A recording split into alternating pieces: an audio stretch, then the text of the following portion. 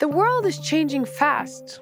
New technologies, shifting social landscapes, and evolving ways of living can feel both exciting and overwhelming. So, how do we find balance? I'm Stephanie von Bismarck, activist, author, and digital educator.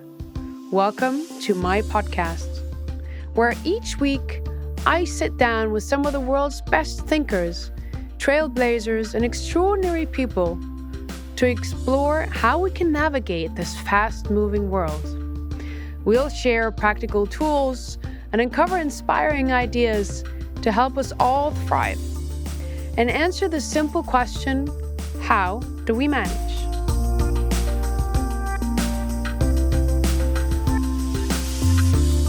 In today's episode, we're diving into a topic that I know resonates with so many of us. Because let's be honest, it's something we all struggle with in one way or the other, and that's screen time.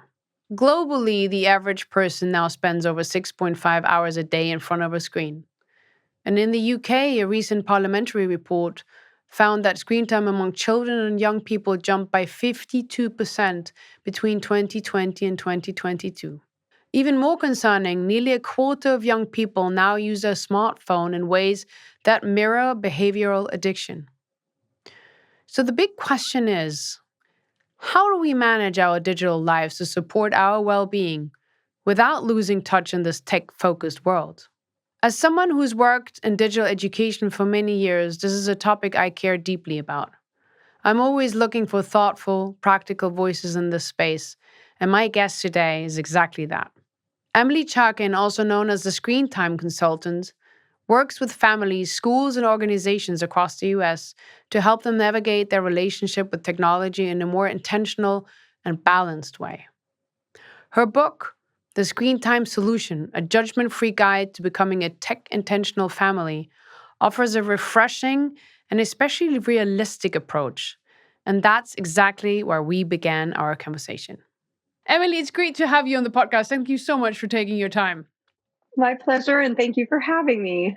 It's really exciting for me to speak with a Screentime consultant, and I know that your last book was called The Screentime Solution. I love that because I think for that kind of solution everyone is looking for, especially in families.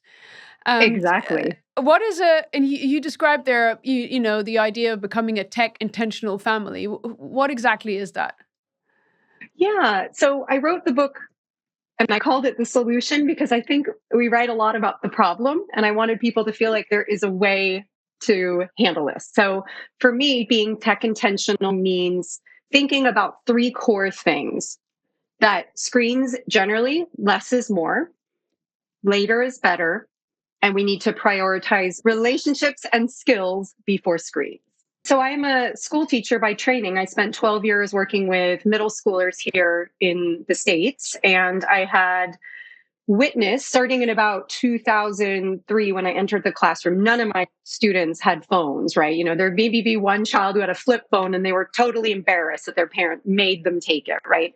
By the time I left the classroom in 2015, 95% of my students had phones. So there was a huge shift there. At the same time, as a teacher, I was being increasingly asked to use digital tools like online learning, grading portals, posting assignments. And I noticed that my students stopped coming to talk to me and asking for help. And instead, they'd go to the online portal or their parents would email me. So it's sort of a perfect storm of all of these changing cultural experiences. And I realized that I could talk to my students about the smartphones and social medias and all that, but actually, really, I see this as a parenting challenge. And I always say it's not parents' fault, but it is our responsibility to understand it and know how to help our children better. Tell me a little bit more about the known impact of screen time on, you know, developing brains and also adult brains. Yeah, I think it's important to keep in mind, as you point out, that this is an issue for adults. I mean, the number of us texting and driving or scrolling before bed, I mean, this is a universal, almost universal problem. And so what I first like to invite parents to think about is like, we have to start with us, you know, looking at our habits, looking at what we're modeling for our children. And I also really want people to understand that brain development is not something that is really complete in terms of that prefrontal cortex until we're well into our 20s or even 30 years old. So, from a developmental standpoint, childhood, right, or at least adolescence, that process of growing up and developing lasts quite a long time. And we know, and there's a lot of research now about excessive use of digital technology, especially short form content, internet connected dopamine snacks that drive us to stay on longer. And that's intentional, that's by design. The products are designed to hook and hold our attention. And so I always say, like, if adults are having trouble with this, how on earth could we expect children to manage or self-regulate when they don't have that developmental skill in place yet? Yeah, and what do you see as mental, sort of the mental impact? I mean, obviously we probably have to go back a little bit. Probably it's better to say define screen time a little bit, because there are many Right. differences, right, in the definition of screen Yeah. time. That's a really great point. And, I use the word screen time, but it encompasses so much. And, I always say to parents, like, scrolling through TikTok is very different than FaceTiming with grandma, right? Like, from all kinds of, brain development, social experience, content, all of that. And so when I talk about screen time, I mean, I'm generally referring to the more addictive, more problematic, short form, dopamine driven, internet connected content. But just like not all screen time is created equal, neither are children. And so one of the challenges, of course, is like if we have a rule for our children and one child is like, yeah, okay, whatever, and the other kids cannot handle that at all, it doesn't work to say we'll do X and Y and everything will be fine. We have to adapt and modify for each unique child. And so, yes, I do think defining screen time is helpful here. One thing I like to say to parents is that, I actually think there are ways you can connect with your family when you're engaging in screens together. So a family movie night is something my family loves. But what I always say is, like, if you're watching a family movie, that's one screen, one family. Mom cannot be on her phone while the movie's playing, right? So we just have to call it what it is. And so that's, again, that tech intentionality, that there is a way to engage it in digital tech together, but not at the expense of other things. How is it different? We all grew up with TV, and we all had these friends who were allowed to watch, I don't know how much TV, much more than we were. And if you look back, I mean, I guess not everyone of those turned out to be monsters, right? And I'm exaggerating here intentionally. Yeah. How do you explain this, the difference between then Yes. and now? That's a great question. And I wrote about this in my book because I hear that a lot. Like, well, I grew up watching TV and playing video games and I turned out fine. It's simply not the same in the way that it is consumed, designed, and the availability of it, right? I mean, I remember you had to wait a week to watch the next episode of your favorite show.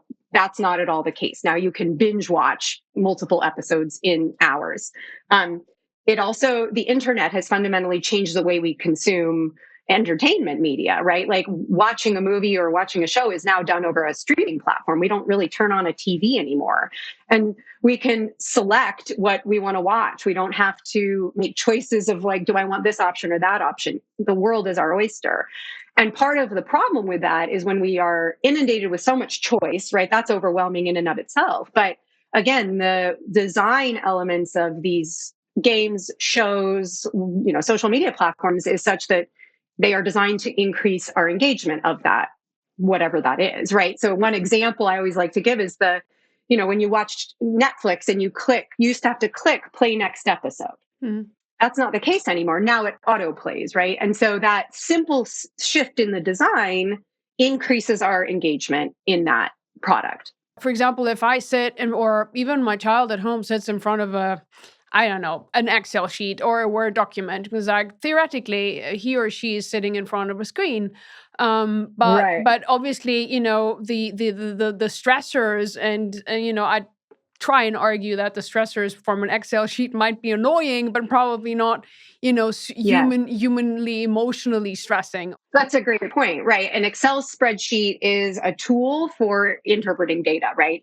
But unless it's like embedded with AI, which is a different problem, it's not engaging with us trying to, shape what we're looking at or influence us to do something, which is very different than how social media platforms operate. And so, again, I think that's a really important distinction, that not all screen time is created equal. The reason I came up with the term tech intentional was because I kept saying, I'm not anti-tech. I Yeah. do believe, an Excel spreadsheet could be extremely valuable as a tool, but to go back to my 3 later is better, less is more, relationships and skills before screens. Like, we can use that Excel spreadsheet, but before we engage with that tool, we have to understand data and how to use a spreadsheet and why it's important and how you interpret what you're using. And those are the sort of pre-steps that come for when we get to it, then we can use it as the tool. People always tend to ask me, so give me an exact, they always want this kind of blueprint, especially when it comes to age.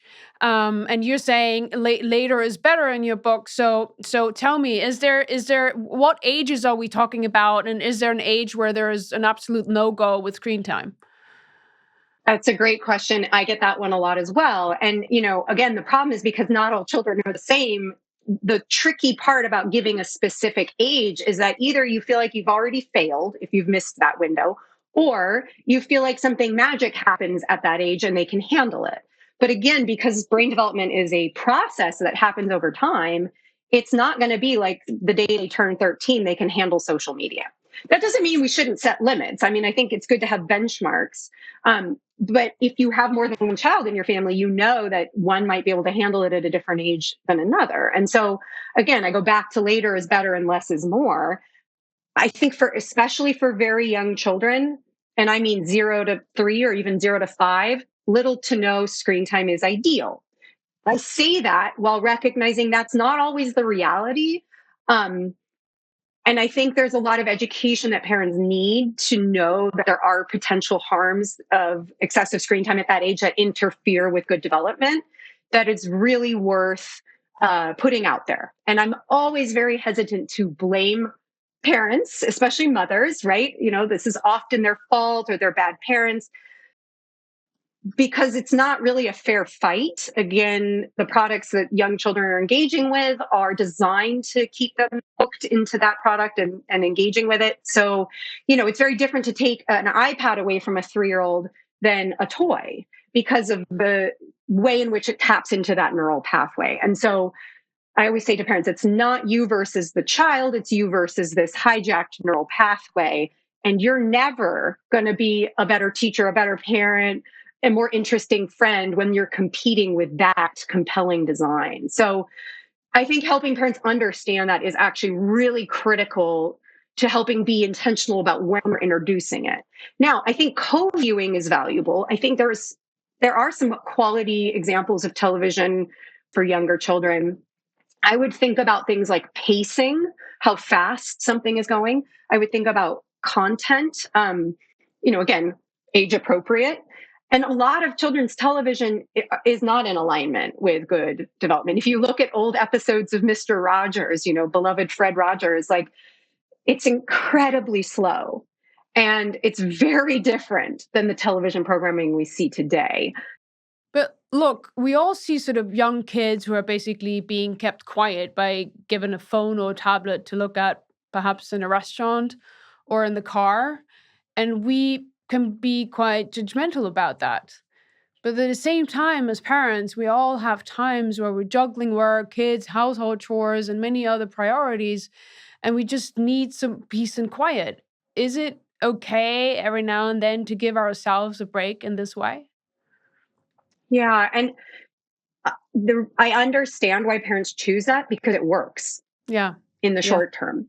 It Yeah. does quiet a child. It does distract a child. It does make for a peaceful restaurant experience. But the thing I've been saying a lot is that we have to consider what gift we might be giving our children by not providing them with that in those moments. And gift, I mean, in this sense of the gift of skill building, social experiences, understanding what it means to go to a restaurant and interact with a waiter and a staff and, make eye contact, life skills essentially. And I think it's because it's so easy, right? I mean, it's human nature to want to choose the easy thing. Our brains seek out the easy option. And that is true, but at what cost? Because I would argue, and as a former educator, I feel very passionate about this, that learning happens in moments of friction. Learning happens when we struggle with something, not when something's easy. And so taking your child to a restaurant, a 3-year-old, it can be a very risky experience, but it's a very important one. And you might have to practice it more than once, and you might have to wait till they're 4, and you might have to talk about it before you go. But I think we lose sight of what is lost when we displace these life experiences with a screen. And again, I don't know that parents know that. That's one of my goals, is to help them understand that. It's super difficult to if the child it doesn't really matter how old they are, by the way. Yeah. But they're sitting in front of something, and then the parents comes in and said, "This is enough," and the kids really get a temper tantrum. And Yes. that's hard for parents to manage, right? So what is a Absolutely. good advice how to handle that?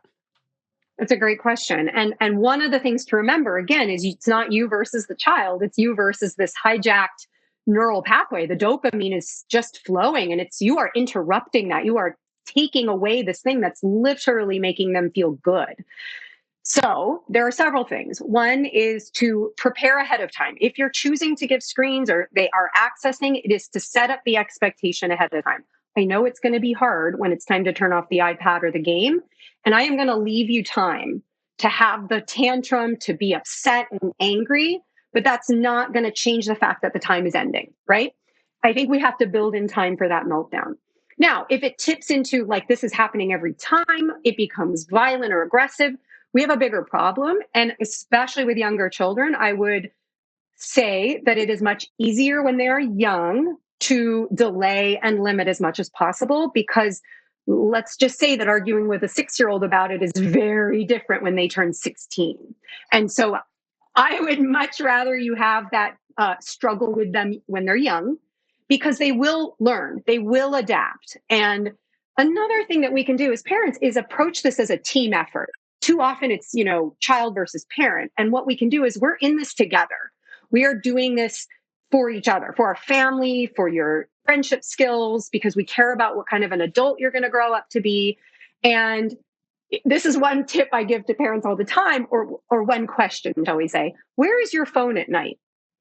And 95% of adults put their phones in their room at night. If that's the case, I invite you to reconsider, because what you're doing is modeling that that's okay, that it's okay to have the phone in the room at night. And again, a 5-year-old may not see much problem with that, but your 15-year-old's going to say, well, that's not fair. How come you get to and I don't? So that's just a simple way of saying this is something we could do together, right? Yeah, that's a great next question for me, because to be honest, we're glued onto those devices Yes. all the time. If I'm the parent who's like sitting in front of the screen all day and I'm being very strict trying to be strict with my kids, that's going to be a tough journey, because how credible am I, right? Exactly. And children hate hypocrisy. I mean, they're primed to react extra strong when they see us saying one thing and doing another. And there's another strategy that I love to tell people about, which is to live your life out loud. Because you're right, as an adult, we use our devices as tools as much as we might use them for entertainment. And our child isn't going to know that. From the back of our device, they have no idea what we're doing. But if we narrate it, if we say, oh, I'm looking at my work email. Oh, I have to make this phone call. Oh, I'm checking the weather. What time is your soccer practice? Like, we just keep saying it out loud. We're not only modeling how we're using it as a tool, but we can add the emotional component. We can say, gosh, I'm bored. I'm in line at the coffee shop and I'm scrolling through Instagram and I don't feel better. I feel distracted and maybe I could put this away. Right. So again, it's annoying. I always say, it's working when kids are rolling their eyes, but the idea is you do that first, and maybe any other adults in the household also do it. You do it together. And the hope is that eventually children will start to do it as well, right? Where they say, "Oh, mom, you're not living your life out loud," or you say to them, "I see you're reaching for the iPad. Let's narrate what you're doing. Why don't you explain? I'm reaching to the iPad because I'm going to text my friend." Those kinds of things. Again, that's just part of the process. It's not the only thing, but I think that really helps. Has that proven helpful in your experience? Because, I Oh, sometimes yes. think kids are so, smart. And if they learn that you are saying, well, I'm doing shopping, I'm working, I'm just like, probably they'll come up with the same kind of answer to you. And It's that right. reality is they might be doing something different, but I'd be interested That's a if that great point. works. It's a really good point. That's a great point. I have not encountered that. I mean, I think again, it's more about modeling how it's used. So I have a 16-year-old, and sometimes I'll ask him, I see you're reaching for your phone. Could you live your life out loud? And he won't do it all the time. Sometimes I have to remind him. The other thing I would say is we're going for what I call the 80-20 rule. 80% of the time we're doing this. 20%, no. And we're going to mess up. We're going to make mistakes. We're going to be bad role models. And we have to let ourselves off the hook a little bit because no one's perfect. But Yeah. that's also teachable moments too, right? Like there are opportunities for our children to see, oh, my parents make mistakes. My parents don't know everything. And sometimes as a parent, that means saying, yeah, you're right. I'm on this more than I'd like to be. Or I'm really distracted by my notifications. I think I should mute them. Because again, the idea is that we're modeling that this is a struggle for us too. If you look at parents and you look at, I don't know, traffic or moving around in traffic, we know exactly where the dangers are. We train it with our kids, I don't know, a gazillion times in order to make them go to school safely. But at the same time, you're letting them into the world with this little Yeah. screen. Yes. How Yes. and there's so much bad content out there, and it's like, Yeah. how did that happen, and why do you Yes. think? Yes. Jonathan Haidt writes about this too, and he says we are overprotecting children in the real world and underprotecting them in the digital one. And that is absolutely true. We know, and there's multiple factors for this. Like, I don't want to say it's only excessive screen use, but one of the problems is things have changed so fast in such a short period of time that the cultural norms around it are, like now it's weird if you're 13-year-old doesn't have a phone, whereas 10 years ago it was the opposite, right? And you're right. So part of it is it's hard for us to keep up. And then we feel like as parents, I think this is one of the challenges of parents, like, well, I don't want my child to be left out. I don't want them to be the only one. And so what I say to that is like, well, wait till you give them a phone. You'll find out, figure out how much they are left out of, right? Because you'll see it everywhere. They'll be posted, they'll be excluded. But the other part of it is, we have to remember that there are so many ways that these devices make us think how we should behave or what we should do or say or think that children aren't ready to have those experiences yet. So we're sort of, the metaphor I like to give is, we are giving children car keys and we're telling them, be safe, just drive safely. And, if you hit somebody, like let us know. I mean, it's horrible, like when you think about it, right? But there's a reason we don't let 10-year-olds drive the car. It's not just because they're too short, but their brain development they're not able to make those decisions. And so again, if it's hard for us as adults, it's even more hard for vulnerable children. So you also work not only with parents, also with schools, right? Because sometimes you meet parents, you just mentioned it.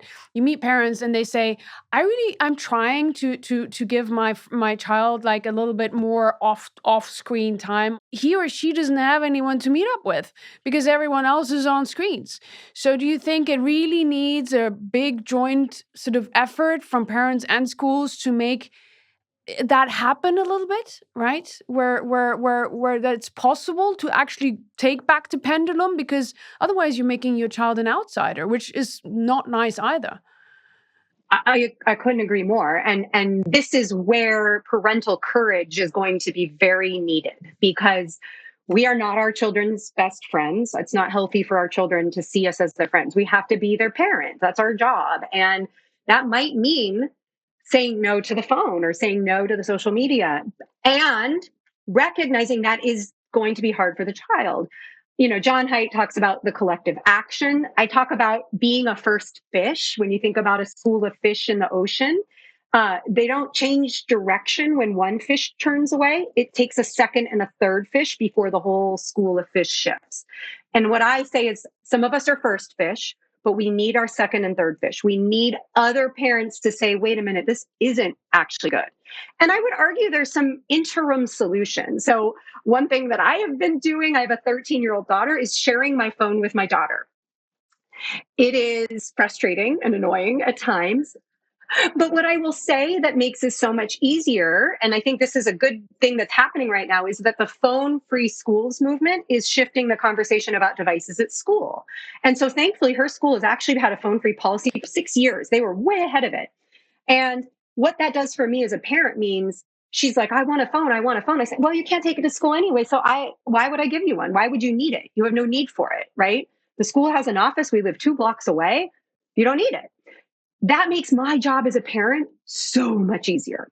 So again, that activism, that movement of getting phones out of schools from the moment the bell rings till the end of the day is absolutely critical here because it does help the parent side.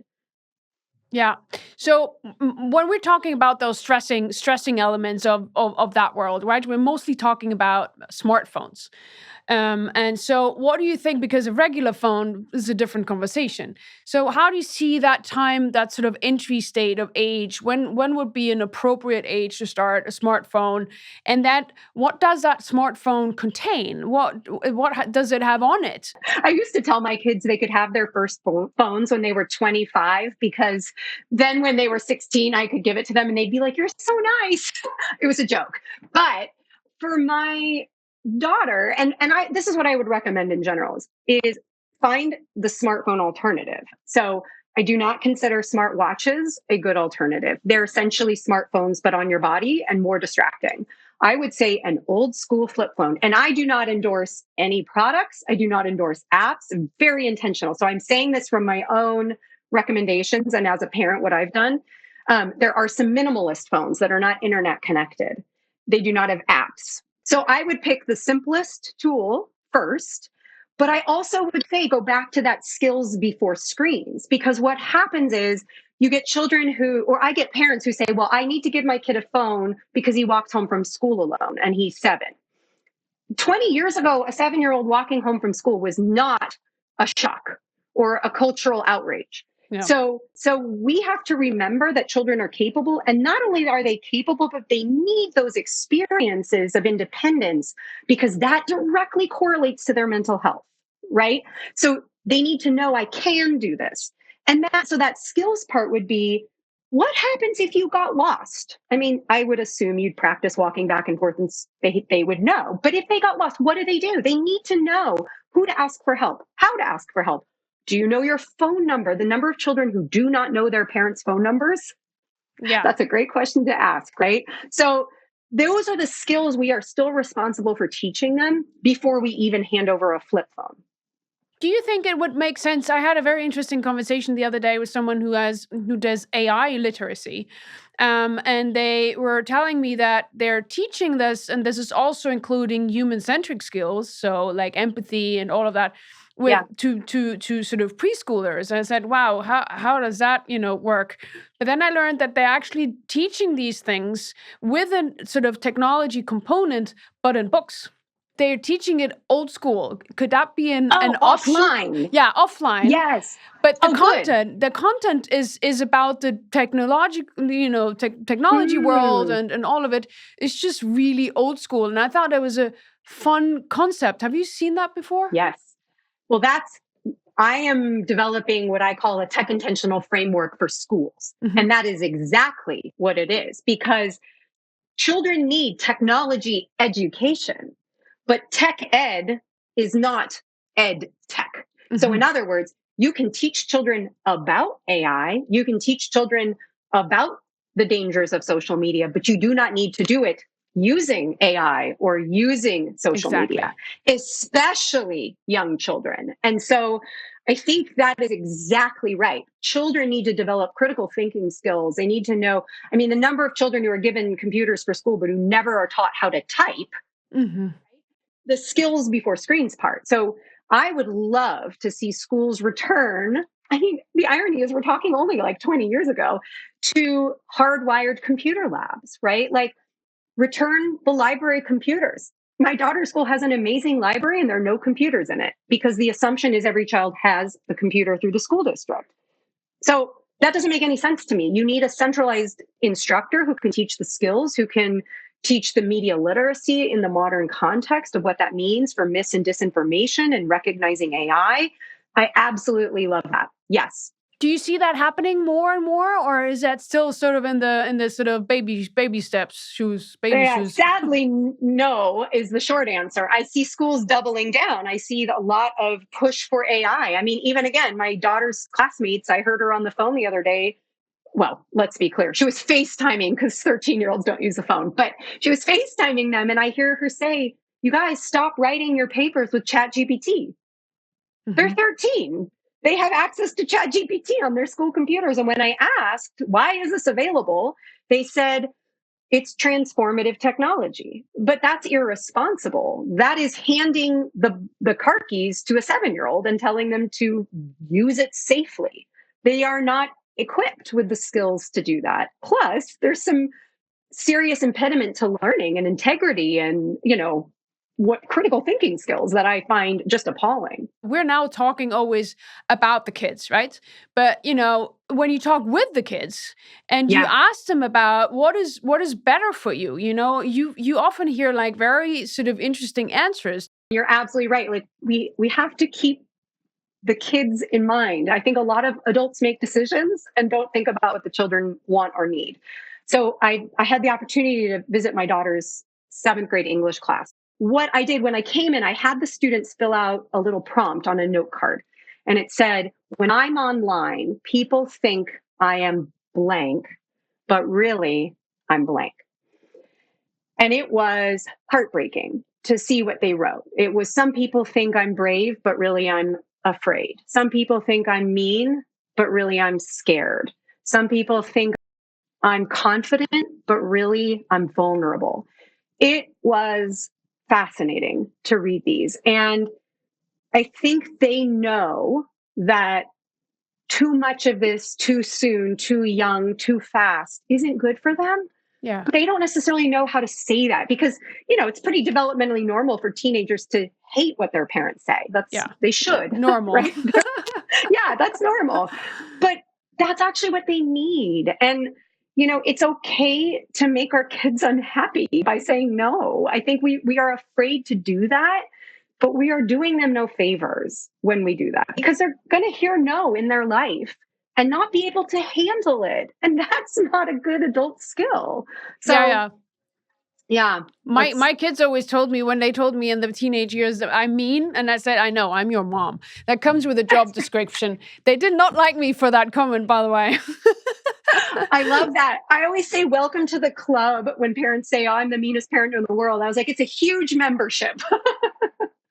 But really also it's interesting because those kids will tell you actually, and ask where you have schools where the phones were taken away, where you have many who say, right, this is actually, I can concentrate better. I'm less stressed because of the social media impact. That's, no one is on it right now. Right. So it's really also from their side where you're hearing that, not only like us trying to navigate this. Yeah. Yes. Children are not asking for more of this. They may not ask for less, but they're not asking for more. And if you give them an internet connected tool that accesses YouTube and games, why would they choose math if that's the choice? How is screen time still healthy and okay in a development? And it's obviously also not all bad, but how is it, how can you describe something as okay and actually positive even? First of all, it's okay to normalize that kids don't need screen time, right? Especially young children. We can normalize children don't need social media. Teenagers don't need phones. That doesn't mean they don't want them. I also would say that there are some types of screen, like the non-internet connected type, ideally, where you watch a movie or you watch a television show as a family, or even play a video game. And again, with some caveats, right? Like it has to be age appropriate, right? No first person shooters with your 4-year-old, right? Like thinking about doing it together. And that's an opportunity for media literacy and critical thinking, talking about why is this character doing that? It's so interesting. That reminds me of this book we read. And what did you think about, again, the priming them for the conversational piece is skill building. It is in the context of a relationship that you're using the screen. So again, I mean, I will be the first to say we watched movies when my children were young. Ironically, they were our DVDs because even just 13 and 16 years ago, that's what we had. We didn't even have streaming. And so part of it is adding a little bit of friction to the process to make it a little more effort for us to engage in it together can be good. The other thing, I had a parent tell me this yesterday, is like he's concerned about his child being addicted to some of these games that he's playing. And he's like, he won't watch movies because they're too long. He will watch TV shows reluctantly, and he prefers shorts, like YouTube shorts. To me, that says everything we need to think about in terms of that impact on focus and sustained attention, and how much we are interfering. We prefer the short because it's easy. It's harder work to sit through a longer episode or even a movie. And I've heard this from the arts community too, that they are shortening or picking shorter plays to put on in theaters because audience members can't sit through longer plays. Or I went to the symphony for the first time this weekend in 20 years, and they had in the program, the number of minutes each piece was. I've never seen that. And I thought, oh my gosh, you should assume when you go to the symphony that the Tchaikovsky is going to be 45 minutes. But that says a lot to me about our attention span as a culture too. But not every teenager has an unhealthy relationship with screens, right?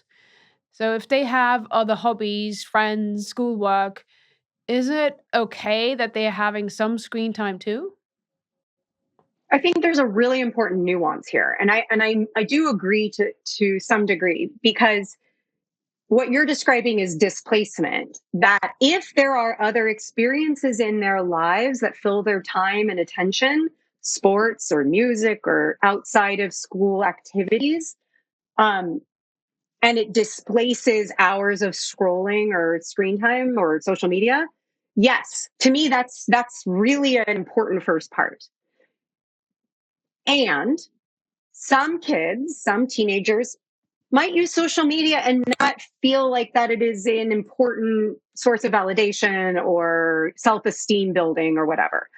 We do know, and research shows, that for girls in particular, teenage girls, it's very problematic. Yeah. And so are there some that can handle it? Yeah. But even small quantities can wreak havoc on that sort of emotional mental health piece. So I would just say, and one thing I hear a lot is like, well, what about kids who use social media for their community? Like maybe they're LGBTQ and they need, a community that's safe, and they don't have that in their home. Well, isn't social media good then? And what I would argue is there's a little more nuance to that. Social media is more harmful to marginalized communities than helpful. Doesn't mean that there couldn't be ways of connecting. But I would argue that the internet, there are resources on the internet that provide community support that is not social media based, that could be resources for those children. Does that make sense? So it's a nuance between social media itself and information that we gather on the internet from organizations that have been well established, are trustworthy, are rooted in evidence-based research, that kind of thing. Because social media feeds us so much that's not safe, not good. How do you see these approaches? Like, for example, the Australian government is now, going forward with, social media, under the age of 16. I mean, this is a law. How do you see that development? Do you think it's good? I think it's really important we're talking about this. It goes back to what I was saying about the problem with giving a specific age. It's not like something magical happens at 16 and all 16-year-olds can handle it. So again, the intention is good. I don't want to say that these efforts don't matter. I think the other problem is enforcement. I worry about, how do you age verify, right? And I worry that it gets too much into the black and white. I think this is a multifaceted problem that's going to require multifaceted solutions. And that might be one of them. But, I've spoken about this before, but, we can take away the social media. If they still have a phone that's connected to the internet, they can watch TikTok videos on the internet without TikTok, the app, or they can, consume games. Like there's all kinds of downloadable games that are highly distracting and problematic, different than social media. But again, I call it digital whack-a-mole, like the arcade game. You sort of pound one thing down and another one pops up, right? And so at least we're talking about it. At least conversation is happening. So that's important. And I think we can do more. Where do you think the positive sides are? There some positive sides? I mean, some of the stuff is sparking creativity. If you look at gaming, gaming isn't necessarily said to be bad. Where do you see the positives? As we're mostly talking about the negative sides. I know it's easy to do that. I would argue that there's no such thing as a safe cigarette. So there's no such thing as a safe social media platform for children. And for adults, I might argue it's different. I've met some really neat people through social media platforms, Mm. but I'm an adult, right? I didn't have this in my childhood. Um, you're absolutely right that there are ways of being creative using digital tools that are unique, whether it's sound engineering or digital art or I don't know. I mean, I don't use it a lot, but there are examples of that. And for the most part, that's not how children are using technology. It's far more common that it is in passive consumption, it is in scrolling and games, mindless sort of phone games. So, are there exceptions to that? Sure. How do I identify when my child is addicted to whatever's going on online? Well, my caveat is I'm not an addiction specialist, so I would defer to mental health professionals on this. I think any time that excessive screen use is affecting other parts of your life, like with any addictive substance, that's a red flag. I think your example of children showing up unprepared for school or not toilet trained. I've talked to occupational therapists who say they used to work with young children on handwriting, and now they're teaching them to turn the pages of a book. They cannot do that fine motor skill of turning pages of a book, which is just, I didn't even Shocking. think about it as a skill, right? Yeah, it's And shocking. yet, you think about if these are children that were raised on the touch screen of a tablet, it's a flat two-dimensional experience. And we learn, especially young children need to learn through sensory experiences, that tactile, hands-on, messy, textured, smells, sounds, all of that. And, preschool teachers will say kids don't want to get dirty anymore. They don't want to put their hands in the pumpkin guts, or in the sandbox because they just haven't done it enough. It's not part of their experience. So, again, I think while we are cautioning parents to reduce the screen time, there needs to be effort and information. And there are efforts happening around this, but to remind parents the importance of play. Play is the work of childhood, as Piaget says. It is where that brain development is happening. And there's no money in that. That's the sad part. You can't sell play and make a profit. It's an idea, it's a need, but it's not a thing. And so it doesn't get the attention it deserves, I believe. And so we have to make efforts to inform and educate about that. Yeah, and also ourselves, right? Us as parents, we just have to make that effort, another effort, and sometimes it's tough because most of our days are already jam-packed with, job and stress and all of it. But it's just such a massive impact that we have to start with ourselves and educating us more about, I guess the side effects and how we can Yeah, optimally prepare those kids as much as we do that with traffic and cars and all of it, right? exactly. Exactly. And I think even just having the conversations is a starting point. I Mm. think this feels overwhelming. It feels like this huge problem. So we sort of just kind of go, well, there's nothing I can do. This is just how it is now. But I think there is stuff we can do. And I think that we need to start sort of articulating that. And we can just start with ourselves. Like, I just don't feel right about this. Or I just hate that I'm reaching for my phone so much. Like, I wish it weren't so attached to my hand, like that is all a starting point. Do you feel sometimes also because I think as a parent, it's always hard to admit that you don't know something because you want to know Yeah, best for your child?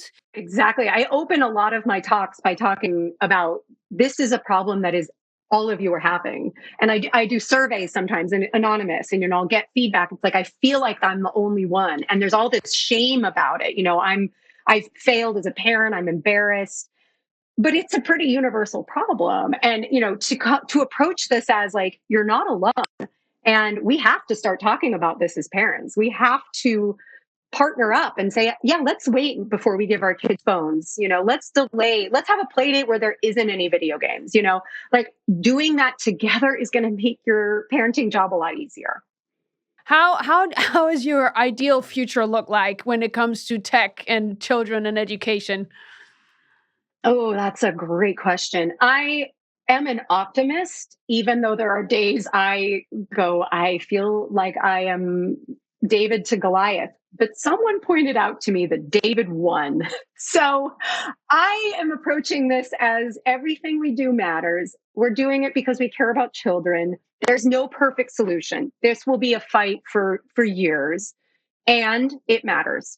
And so that's what I do. That's what I think about when I get up in the morning. And the more that I can offer support to parents and help them see they're not alone, and even these small steps at home matter, then I feel like I've affected change, and that's what gives me hope. That's wonderful. It needs like a gazillion more people like you, Emily. By the way, Well, is there anything you do? I always ask my guests that. Is there something you do, like a ritual, something you do to manage your day better? I'm a very organized person. So I will say that for me, when I feel organized, I feel empowered. Like I can do stuff. I can make my lists. I think that's probably part of being a teacher, right? That I was like that as a teacher too. So that's a good, and I love reading. I mean, I really still value a book. So I take a lot of pleasure in that as well. I love books too. I love the smell and the touch of it. Yes. Me too. I used to make my students smell their books. I would say, open it up. You have to smell this. It's very old school, but sometimes they're most likely they'll laugh at you. But I'm the same. Okay. I love it. Thank you, Emily, for taking your time. It's been really inspirational. I love what you're doing. It's great to have this conversation with you, and I hope we'll stay in touch. I appreciate it. Thank you for having me. I'm happy to talk anytime. And thank you for helping promote this message. It means a lot. Likewise. Okay, have a great day. There was so much thoughtful and practical advice in that conversation with Emily. What I really appreciated is how grounded and compassionate her approach is. She truly gets the pressure parents are under when it comes to managing screen time. And instead of adding guilt, she offers real manageable support. And her tips weren't just for parents. They were really for all of us. From noticing when our screens are helping us stay connected to when they're just adding to our stress, Emily has given us a lot to think about. Screen times is definitely something we'll keep coming back to. It's not going away anytime soon. But Emily's reminded us that we can make small changes that have big impact. And the more we talk about this, the more intentional we can become. You'll find more about her work and book in the show notes. So please do take a look. And if you'd like to hear more of these kinds of helpful, honest conversations, make sure to click follow so you don't miss what's coming next on How Do We Manage? This episode was brought to you by Audi, hosted by me, Stephanie von Bismarck, and featured Emily Cherkin. It was produced by Tori Pope. The production manager was Angela Crago, and the executive producer was Ellie DiMartino. The series was recorded and edited at Podshop Studios in London. Thanks again for listening, and I hope I'll see you next time.